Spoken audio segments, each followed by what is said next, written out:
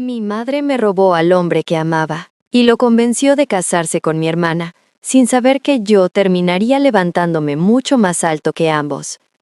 Soy Elena, tengo 32 años, y nunca imaginé que mi vida tomaría este rumbo.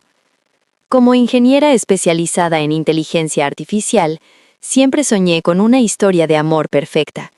En cambio, terminé siendo testigo de la mayor traición familiar que alguien pueda sufrir. Años después, cuando aparecieron en mi fiesta de inauguración, sus rostros al ver a mi marido no tuvieron precio. A veces, los dolores más profundos de la vida nos conducen a nuestras mayores bendiciones.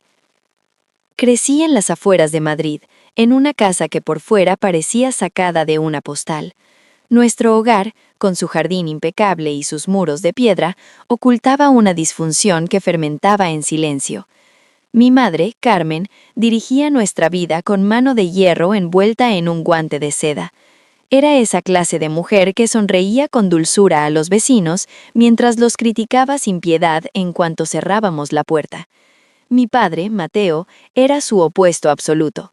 Callado, pasivo, siempre asentía para evitar cualquier conflicto. Y luego estaba mi hermana Isabela, 3 años mayor. Ella era el prototipo de hija que mi madre anhelaba, bluya, carismática y socialmente brillante. Isabela podía encandilar a cualquier persona en cuestión de minutos. Era la chica popular que todos querían conocer. Yo, por el contrario, fui siempre la oveja negra. Mientras Isabela pasaba horas frente al espejo perfeccionando su imagen, yo me sumergía en libros de lógica y código informático. Las paredes de mi habitación estaban cubiertas de premios académicos, no de pósteres de famosos. A los 14 años ya dominaba varios lenguajes de programación y había creado mi primer software. Nada de eso impresionaba a mi madre. «Los ordenadores son para hombres, Elena», decía ella con un gesto despectivo. «Nunca encontrarás un marido si te escondes detrás de esas pantallas». Cada uno de mis logros era despachado con la misma frialdad. «Qué bien, querida, pero ¿te has enterado de la nueva sesión de fotos de Isabela?» Los constantes fracasos de mi hermana eran celebrados como hazañas, mientras mi excelencia académica era tratada como una molestia. Mi padre solía entrar a hurtadillas en mi cuarto después de esas cenas, dándome unas palmaditas incómodas en el hombro.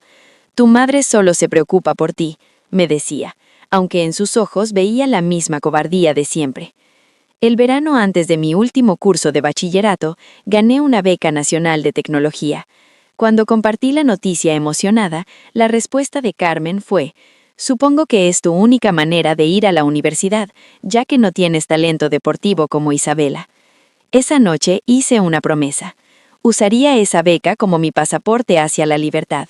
Solicité plaza solo en universidades a cientos de kilómetros de distancia y celebré en secreto cuando llegó mi carta de aceptación. Mi madre solo se preocupó por lo lejos que me movería. La universidad se convirtió en mi salvación. Por primera vez estaba rodeada de personas que valoraban mi intelecto y mi pasión. Antes de continuar con este viaje, me encantaría saber desde qué ciudad me estáis escuchando hoy. Déjenme un comentario y cuéntenme desde dónde siguen mi historia. No olviden suscribirse si quieren conocer más sobre cómo transformar la traición en un triunfo personal. La universidad fue mi renacer, el lugar donde finalmente fui vista por lo que era. Conocí a Lucía durante la semana de orientación, cuando ambas intentamos alcanzar el mismo manual de inteligencia artificial. Su honestidad y humor fueron el bálsamo que necesitaba para reconstruir la confianza que mi familia había intentado destruir sistemáticamente. Sin embargo, cada vez que regresaba a casa durante las vacaciones, el vacío era más evidente. Mi creciente independencia irritaba a Carmen, quien redoblaba sus críticas bajo la excusa de que Madrid me estaba volviendo fría. La realidad era otra, simplemente empezaba a encontrar mi voz. Fue en el último curso cuando conocí a Diego en un congreso tecnológico en la capital. Él presentaba una startup enfocada en el comercio electrónico, y su manera de hablar me cautivó instantáneamente. No era solo arrogancia empresarial, había una chispa de humildad que raramente veía en ese sector. Después de la ponencia, me acerqué con un par de sugerencias técnicas sobre su interfaz. En lugar de ignorarme, me pidió que le explicara más, sacando su libreta de inmediato. Pasamos horas en una cafetería cercana, discutiendo algoritmos y planes de futuro. Tu perspectiva es exactamente lo que este proyecto necesita, me dijo al despedirse con una sonrisa cálida que me hizo sentir que por fin alguien encajaba conmigo. Aquellas citas de trabajo evolucionaron rápidamente hacia cenas íntimas y sesiones de código compartidas. Diego era brillante, ambicioso y, sobre todo, sabía escucharme. Me sentía verdaderamente comprendida. A medida que nuestra relación se consolidaba, decidí que era el momento de llevarlo a casa durante las vacaciones de primavera. Una parte de mí quería exhibir a este hombre que valoraba mi inteligencia. Otra, más inejua, aún anhelaba que mi madre reconociera mi valía al verme con alguien como Diego.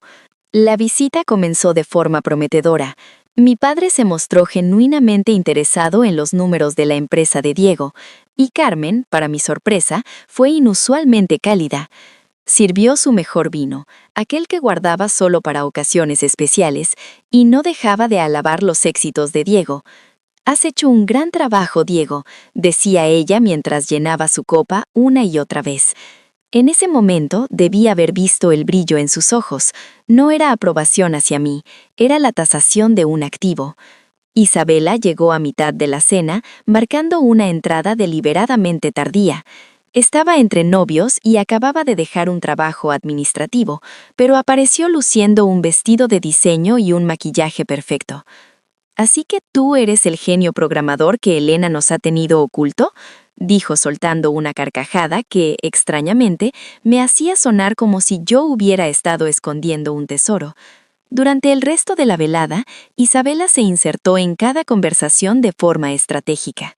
Descubrieron que ambos amaban el senderismo, aunque Isabela apenas caminaba si no era por una pasarela, y que ambos adoraban el sushi, a pesar de que siempre se quejaba del pescado crudo.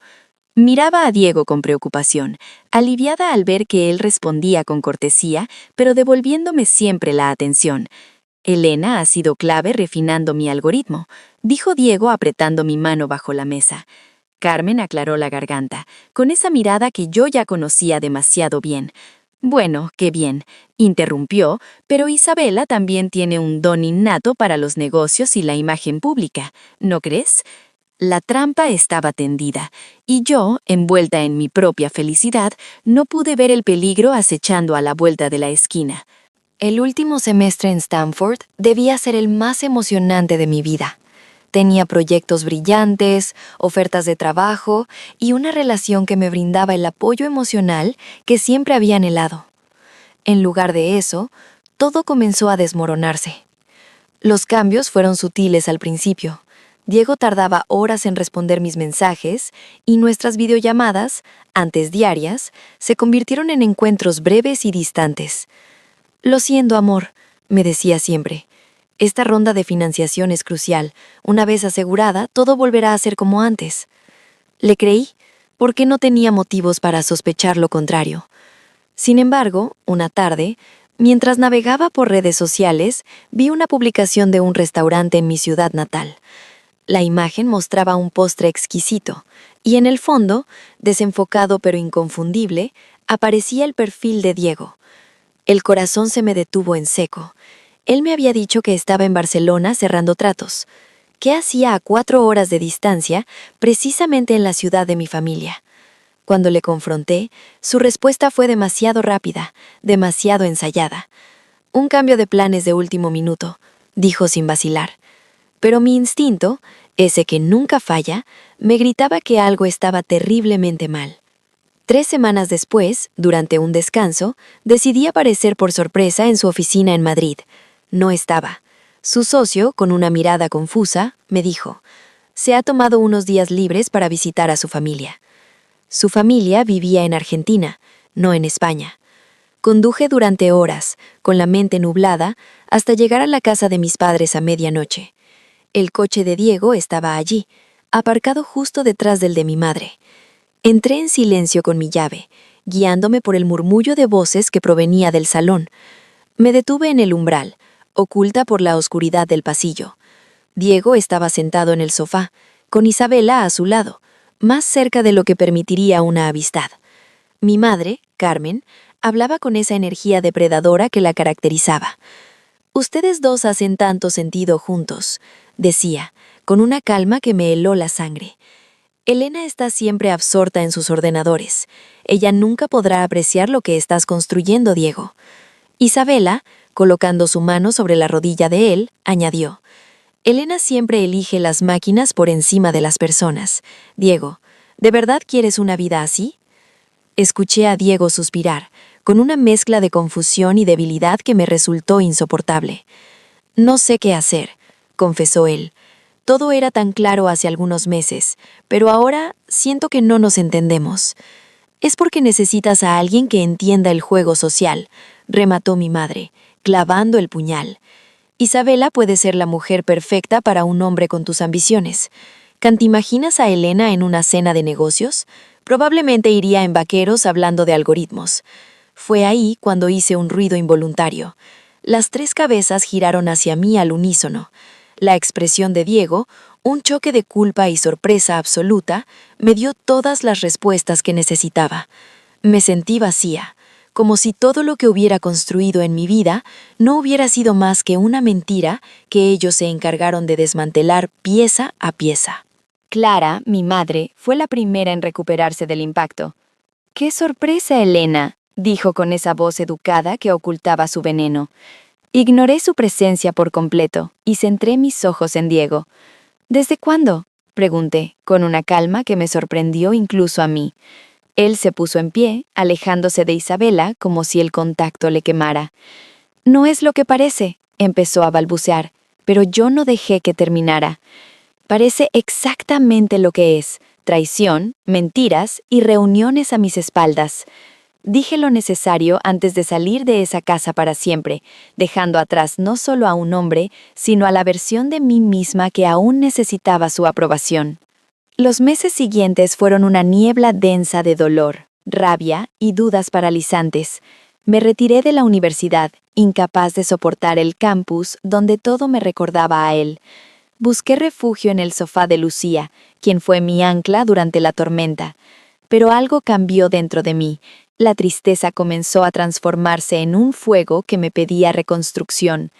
Decidí romper con todo y me mudé a Chicago, buscando un lugar donde nadie conociera mis heridas.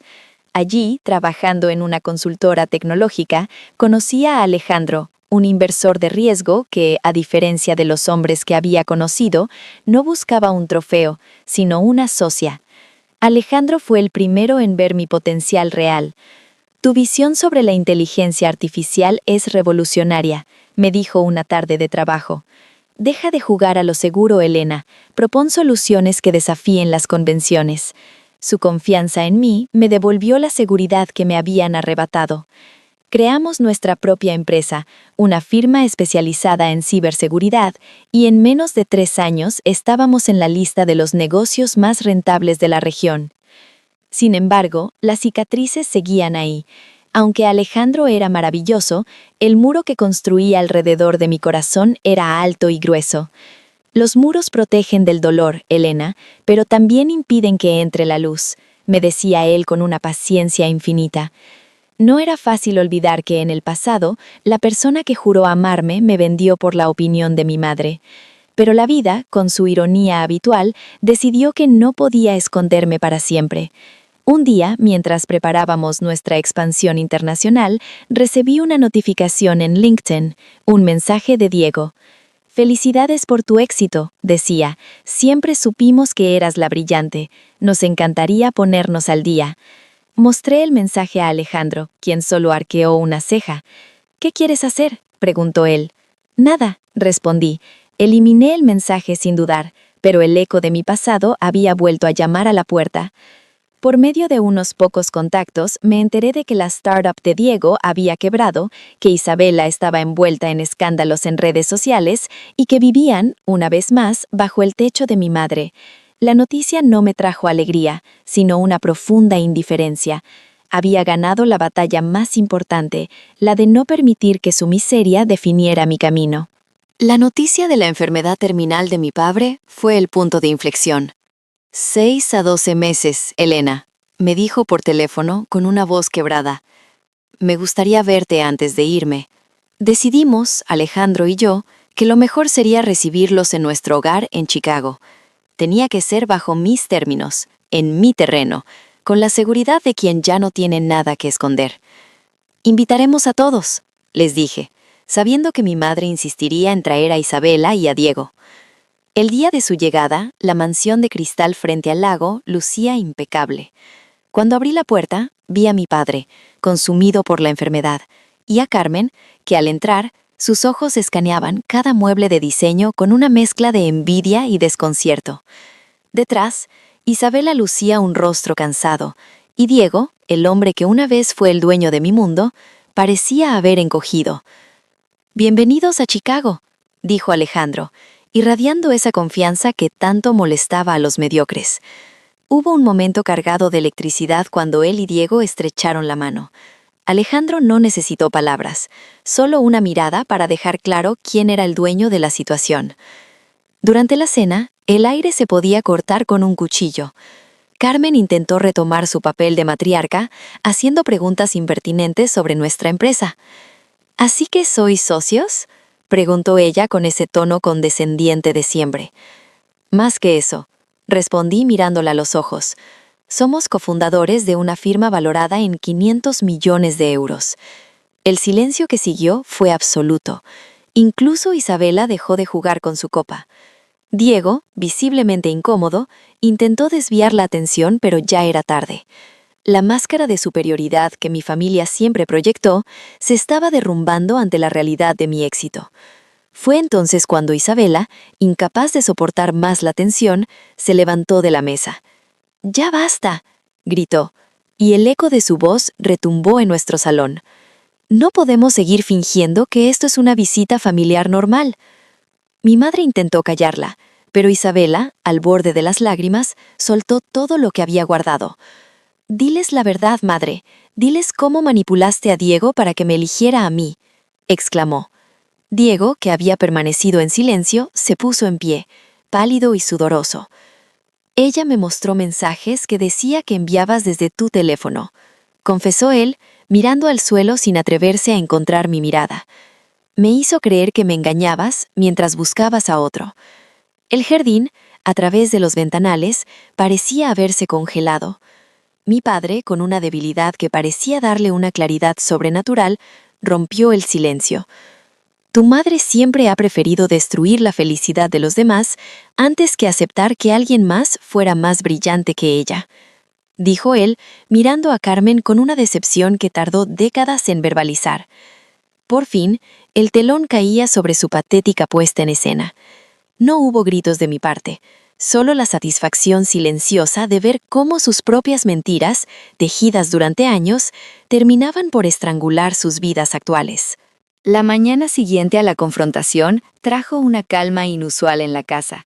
Mi padre y yo pasamos horas hablando, limpiando los escombros de décadas de malentendidos.